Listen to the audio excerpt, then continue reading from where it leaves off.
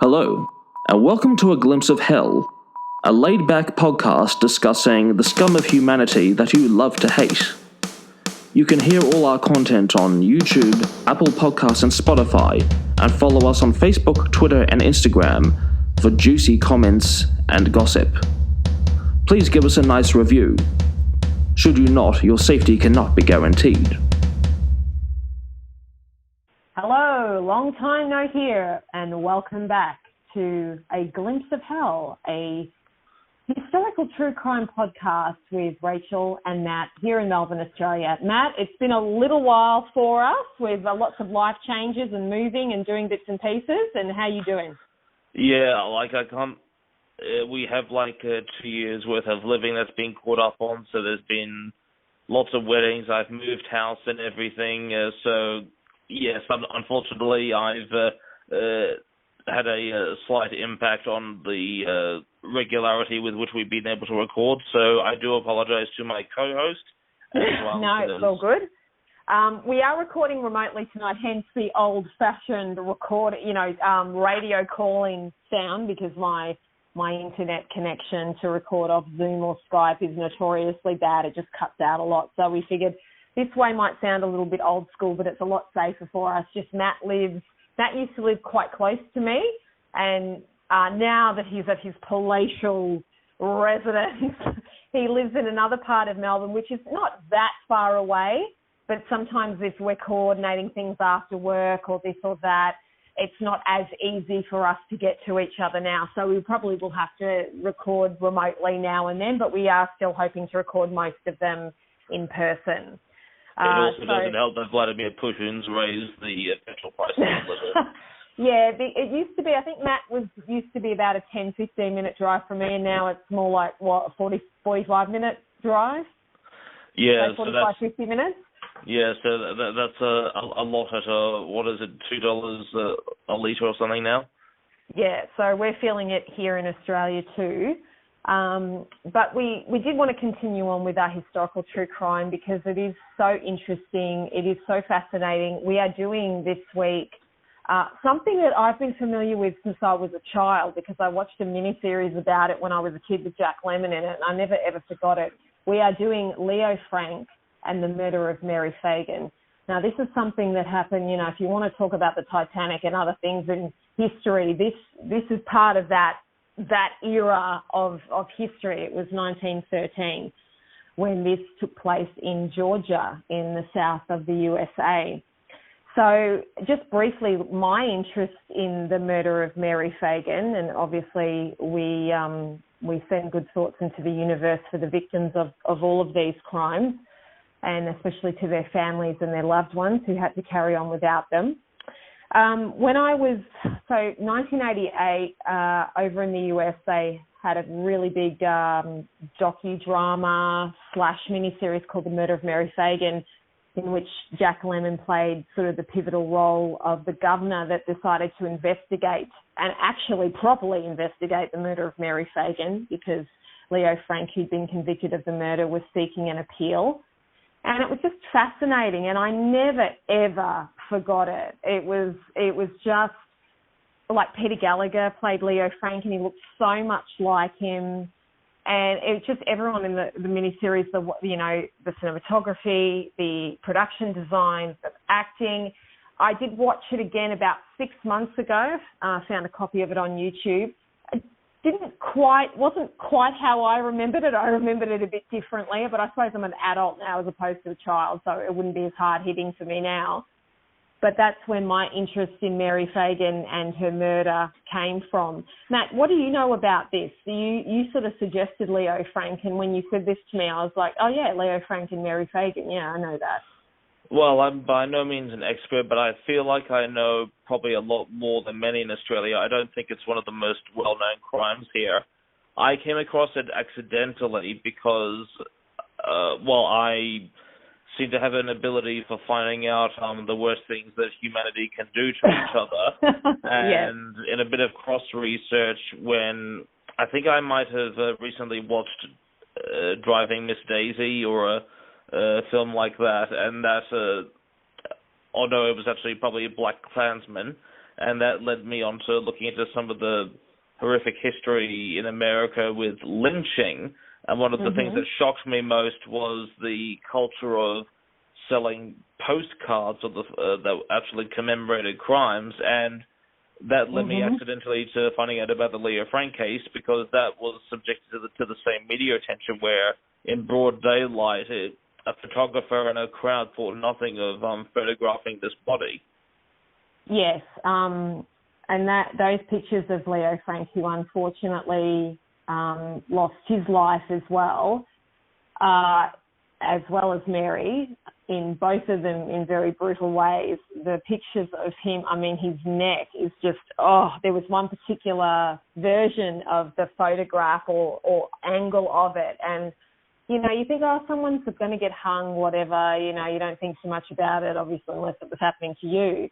When you see actually what the noose does to the person's neck, I was like, wow. I'd never actually seen it quite like that before. So, well, there's one where you basically can't see his head at all because it's completely tilted backwards.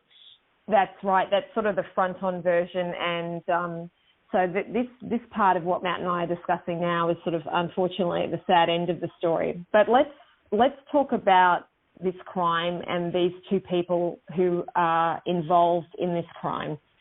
So Leo Frank, so this story is 1913. Leo Frank, Mary Phagan died in 1913 and Leo Frank died in 1915.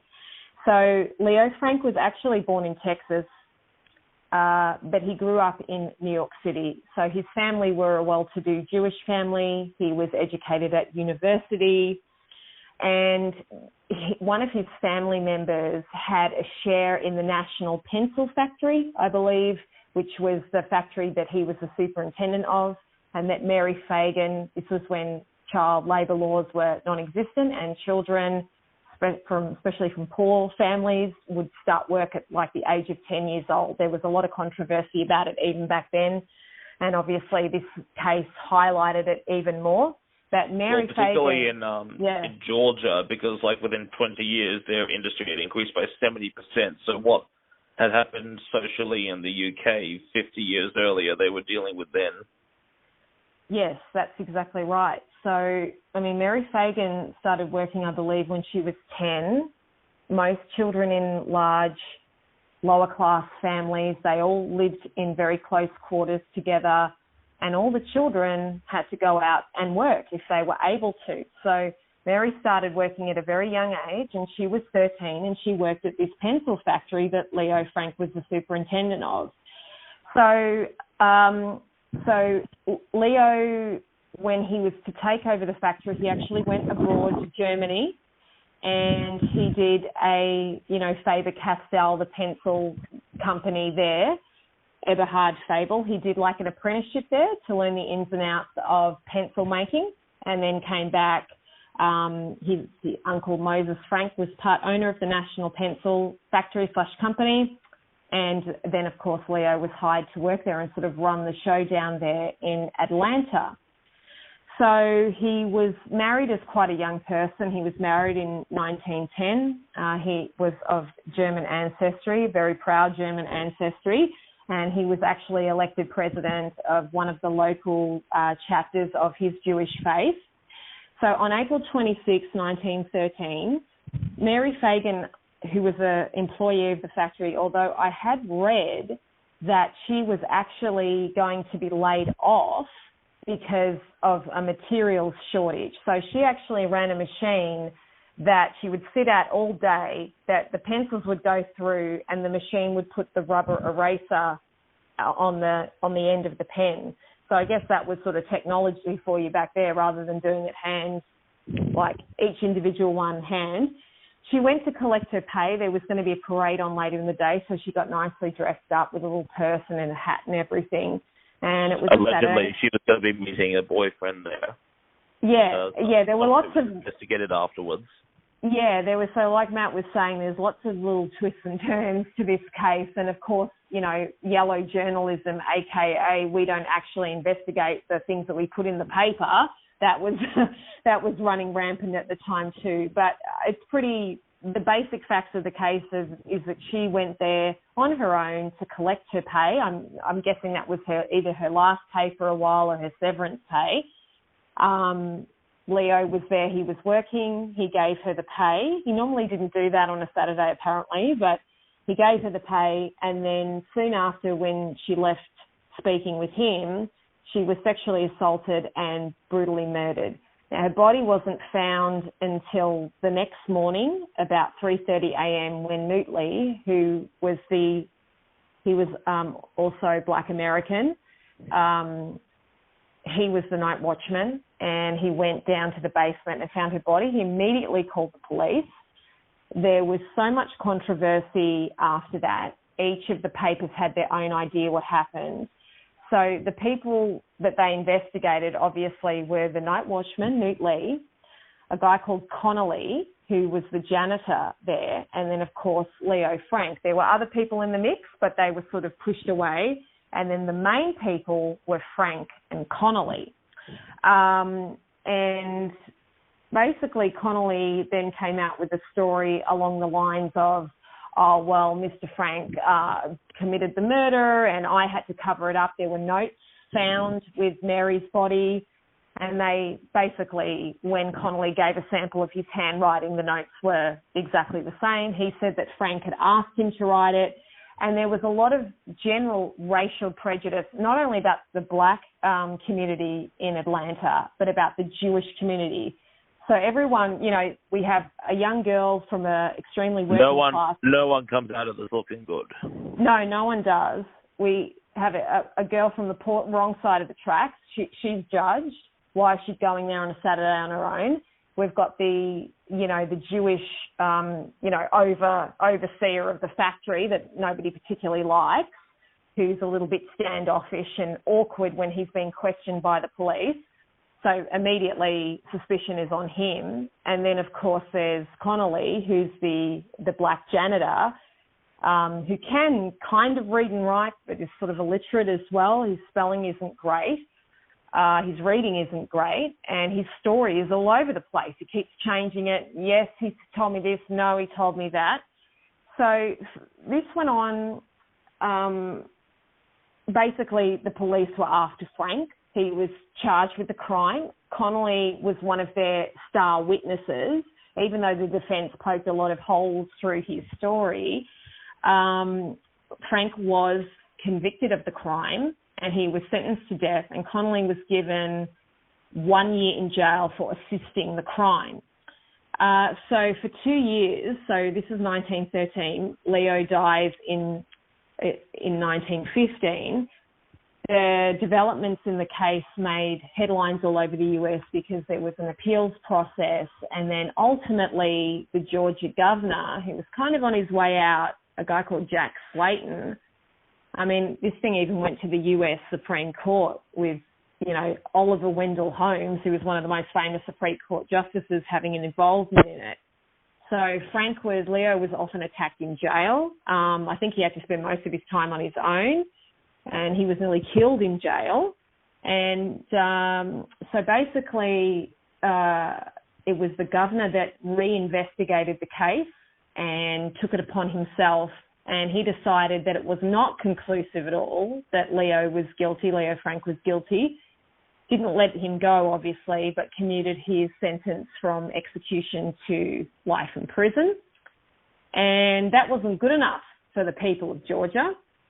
So basically a group of people came into the jail. I don't think the guards would have stopped them. Not just any people, though. These were elite group of politicians and judges and law enforcement officers. Yeah, they were not people from the wrong side of the tracks anyway. Maybe some of them were, but most of them, as Matt said, were very quote unquote well-to-do individuals. So I don't think, and I think the guards looked the other way when they arrived at the jail. They abducted him from the jail. This was in 1915. So he'd already been in jail for 2 years, drove him 150 miles to Mary Phagan's hometown of Marietta, Georgia. So Marietta is in like the north. If you're thinking of Georgia, there's Atlanta, and Marietta is to the northwest going sort of up to the next group of states. It's like in the corner pocket of the state. So it is a fair drive away from Atlanta. And basically they got him and lynched him. And as Matt said earlier on, took some what they believed to be great photographs and made them into postcards of this man being lynched. So everyone was celebrating, yay, he's dead, it's all over and done with. And that was basically it. There were two camps, I guess, a bit like the O.J. Simpson case. Yes, he did it. No, he didn't. It was a miscarriage of justice. No, those men were right to do that. That's just how, it's called a necktie party, and that's what we deal with down here in the South. So there was, international condemnation. And as Matt said, that stores openly sold postcards and artefacts from the lynching. And the perpetrators were enjoyed impunity. They were not charged, even though their faces were clearly shown. And, basically I think the KKK sort of had a resurgence in that area, and I think a lot of Jewish people after that point left Georgia. And eventually Leo Frank was pardoned, Matt, because in 1982, so how many years later is that, a very elderly man by the name of Alonzo Mann, and he was Leo Frank's office boy, so he did chores around the factory. He came forward with new evidence incriminating the janitor, Conley. So remember, this was the guy who said that he had assisted after the fact, and that Conley had said to him when he ran into him in the factory, he was carrying Mary Phagan's dead body, and said, if you ever tell anybody, I will kill you. And then his mother said to him, apparently, just do not tell anybody that this ever happened. Just forget it happened. He couldn't live with it. And so near his death or on his deathbed, I did see pictures of him at her grave as this elderly man, because he was a peer of hers. He said that he was sorry and, that Leo Frank was an innocent man that died. So Leo Frank was formally pardoned. So that's not the same as cancelling out the conviction, but he was pardoned, and it's just a very sad historical true crime case, Matt. Yeah, and that really didn't sort of revolutionise the progress of the case. It more or less confirmed what was progressing with the investigation that led to Leo Frank's commutation, because and there is a very good podcast where is it Stephen Oney, who's wrote the article that was discussing that deathbed confession from the office boy. So that really brought the case back into the mainstream in the 80s. He was stating basically that all that really confirmed was that from the commutation evidence, particularly when they looked at how now, spoiler alert, this is going to be gross. Conley, the alternative suspect, admitted offhand that he pooed in the elevator shaft. So in this ground chamber of the building. Apparently, first-rate pencil making supplies terrible toilet facilities. So he claimed that the elevator had been used to bring Mary's body down into the basement, but the police confirmed that based on the time that he said he had gone to the bathroom, when they took the elevator themselves, they unintentionally pressed that stool, which let out a huge smell, and so that was kind of a literal stink bomb that threw out, that should have thrown out his Conley's statement. Yeah, that's right. Yeah, so I was actually watching something yesterday, and I wasn't aware of that. I hadn't actually read through all of the documentation that had gone into them committing the crime for Leo. So the guy was like, "Oh, you probably never heard this part of the story before." So actually, what Matt just stated was the first time I'd actually heard that yesterday. I was like, "What?" Because that certainly wasn't in the film with Jack Lemmon, but. So basically they would have disturbed the mess that he made, and it wasn't disturbed when he said it should have been disturbed and all the rest of it. So he kind of put himself in the middle of it, admitting that he had actually made that mess down there. Like and Agatha Christie, only a bit more gross. Yeah, exactly. And it just, I mean, I'm sure Leo Frank, if he had wanted to be the perpetrator of this crime, he would have done it a lot differently by taking her away from the factory. And I just doubt it. A lot of people have made comments like Conley, he was a pickpocket and all the rest of it. And, probably just decided to, maybe take her money or something. She fought back. It got violent and lots of different things. But, I think there was a sexual element to it as well. She was a beautiful, beautiful young girl. She is buried in her hometown of Marietta, Georgia. She is in the Phagan greater family plot with her mother is there.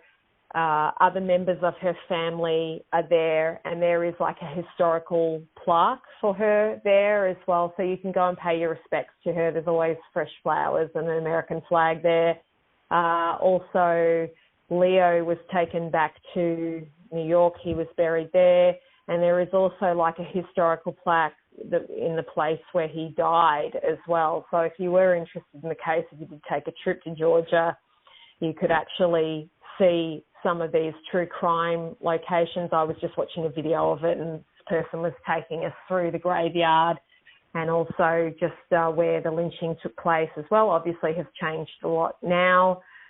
But yeah, just what else would you like to add to this, Matt? Well, going back to the discussion of the postcards, which is kind of what led us here, this is perhaps the art historian in me talking, but what shocks me most about those images is sort of the really bright, sharp light that is often on so many of these. We're not just talking, like in movies, quite often they stereotype a lynching scene as happening in the darkness with bonfire going around and a mob that runs away at the sign of authority. But although this murder did happen very early, these photographs and so many others like it, because lynching was typically done more on African Americans, that bright, pure sunlight that is just such a prominent feature of so many of these photographs just shows how mainstream it was regarded.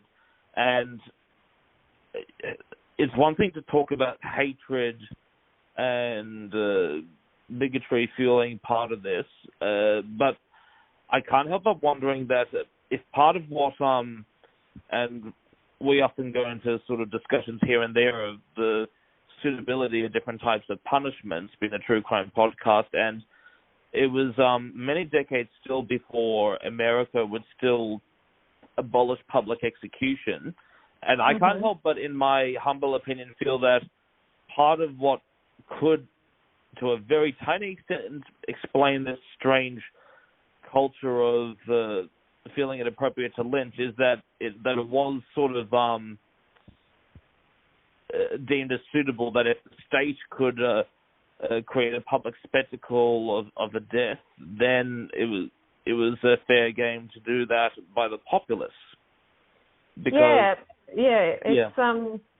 you're right, because these pictures of his death, I don't know whether it's because he was Jewish and they thought, oh, well, that's okay, we can do this, in the middle of the day, or I don't know. I mean, bigotry is bigotry, as you were saying.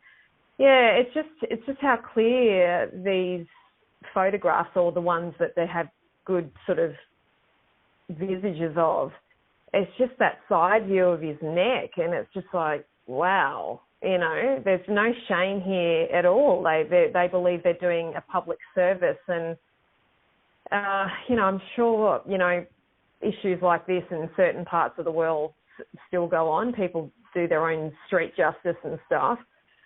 Yeah, it's just a very sad case, because there's always a question mark over exactly what happened and when. And like all really famous true crime, the ones that are the most interesting are the ones you can just not pinpoint exactly what happened, and this is another one. So yeah, it's most likely the janitor did it, but it's not 100% that he did, But I do believe he did it, just from my reading of the case. And I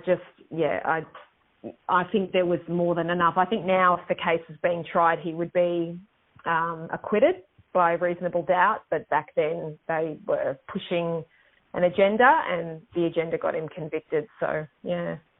Yeah, and out of all of this, Mary Phagan still keeps losing over and over because she's a footnote to her own murder. After all, yes, there's it's always called the Leo Frank and Mary Phagan. That's right, Little Mary, and she's always called Little Mary Phagan, and there's actually a little rhyme about her that children growing up around that time were taught.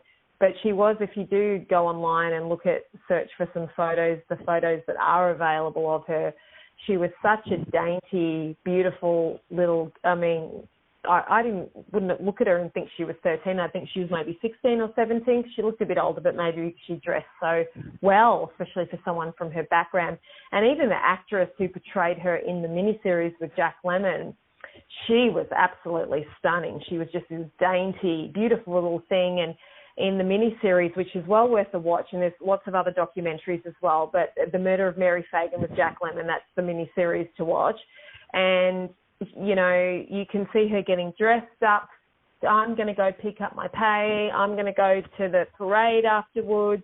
She had this little, like, sort of either handbag or parasol with her. She's walking down the street, and it's just like, wow, you know, this girl's got her whole life ahead of her, and no. And it's actually, even they have Connolly in it. They have obviously Leo Frank in it. They have the prosecutor in it, and everyone does a great job. The guy that plays Connolly does a great job with him as well. You know, portrays him as being this sort of manic, confused person, and which he obviously was. And Peter Gallagher's great as Leo Frank. So definitely, tie it back to our movie interest. Definitely worth a watch.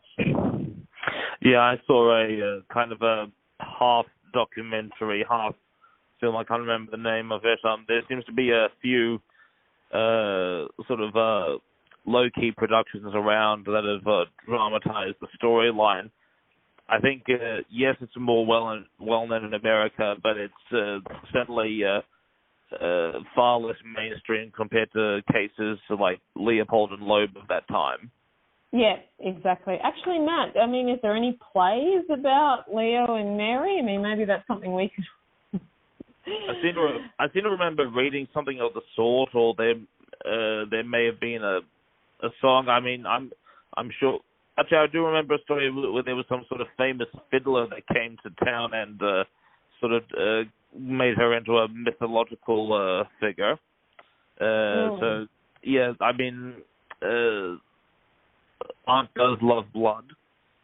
Yeah, it is just a very sad story, as all of the true crime stories that we talk about, because people lose their lives, and the greater family of these people, both the perpetrator and the victim, their lives are ruined as well. A lot of them die younger than they would normally have, and so we just send our energy out into the world for Mary and for Leo.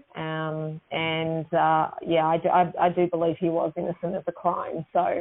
And you touched on this earlier, like many of the lynching group ended up becoming first members of the new Ku Klux Klan, because a lot of people think it was this one continuous movement from the American Civil War onwards. No, it was. It began briefly after the Civil War, died out for a long time, and partly owing to the sort of white supremacist, born-again Christian extremism caused by this trial, and also particularly this film called The Birth of a Nation, which taps into a lot of ugly sentiments. That encouraged the new revival of the Ku Klux Klan in the late 1910s into the 1920s. And we know the pain that caused. Yeah, and even a lot of prominent politicians, not just in the local legislatures, but the federal Congress as well, had their ties with the Ku Klux Klan, and it was perfectly acceptable for a long time that they did. Well, in the 1920s, the Ku Klux Klan was able to march in large numbers in not just in the South, but there's that famous picture of walking down, Pennsylvania Avenue in Washington, or one of those main thoroughfares by the monument. There's another famous photo of a group of people in their hoods on a Ferris wheel at a playground, just as if they were the local Rotary Club. They were just like, even though they were openly racist and pro-white supremacists, they were accepted as a part of mainstream culture. Yeah, that's right. And look, this sort of thing is not just unique to America. Believe you me, we've got some of our own stories here to do with things like that in Australia, which we might get into at some point if there's an interesting aspect for us to talk about. So we're certainly not having a go at the US or anything. It's not just only their society that's had to deal with things like that. We've certainly had our share of dealing with things like that here. And it's not blaming. Like, I actually feel sorry for America in that period. Yeah, exactly right. Well, Matt, this has been a really interesting discussion, and I'm looking forward to. We normally just we don't announce the next case that we're going to discuss. We just like to sort of surprise you. Not that, I don't know if that's a good or bad surprise, but we normally like to. So we just send our thoughts out to the victims of this crime, of course. And to Matt, thank you for joining me on this foray. I don't know if we'd call it a happy one, as we viewed a glimpse of hell. Well, it was a fascinating bit of research. I look forward to the next one. Okay. Yeah, me too, Matt. Well, Matt and I will then sort of regroup to do another recording shortly. So we're going to go and do that. In the meantime, thank you very much, Matt. We're on Facebook, we're on Instagram, and Twitter. Glimpse of Hell. I tend to put most of our promotions on Facebook, but I need to remember that I can copy and paste into those other social media sites too. It's just that we tend to get most of our audience feedback on Facebook. Yeah, so it's a Glimpse of Hell on Facebook, and we will. I myself want to start posting a lot more into our social media. It's just I'm trying to figure out my tech. Matt's aware of this, my long-standing tech issues with what the heck tech I'm going to actually use to do some of this stuff with, because every phone I've had I hate. I've got tablets, I've got this, I've got that, and none of them seem to work the way I want them to work. So once I get that resolved, then yeah. Well, all you have to do is you get the mouse and you tap out in Morse code, and that sends out the feed. That would actually be good for our show. We should actually do some Morse code. But thank you for joining us for a Glimpse of Hell, and we will see you on the next discussion. Thanks, guys. Have a good one.